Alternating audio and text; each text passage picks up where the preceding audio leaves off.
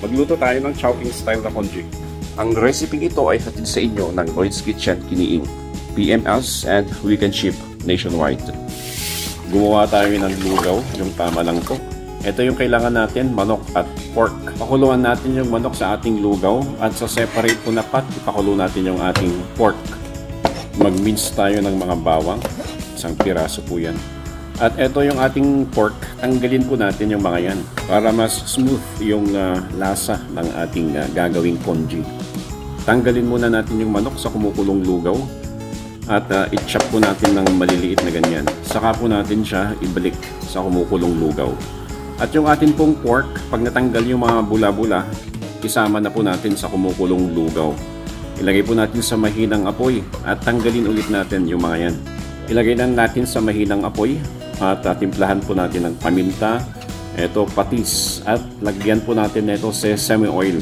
Konti lang po yung ilagay po natin. At lagyan po natin ng 2 chicken cubes. Mag-prepare po tayo ng century egg. Balatan po natin at prepare po natin siya ng separate.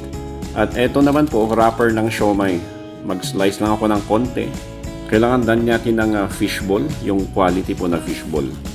Ito na po yung ating mga kakailanganing sangkap. Magpainit po tayo ng mantika at i-crispy natin yung mga siomai wrappers na na-slice po natin. At magpainit po tayo ulit ng mantika, tostahin po natin yung ating bawang. Iluto natin yung ating mga fishball sa tamang luto. Separate po yung pagluto niyan para hindi po siya ma-overcook. Pag isasabay kasi natin sa lugaw yan, baka po ma-overcook po siya. Ready na po tayong mag-assemble. Yan na po. Siyempre, kailangan po natin ng bowl at chili sauce para mas masarap. Lagyan lang po natin ng lugaw yung ating bowl at ilagay na po natin yung ating mga sangkap. Century egg, eto fishball, eto crispy na siomai wrapper, at eto tinustang bawang. Masarap po pag meron po siyang onion leeks. Kain na tayo. Chili.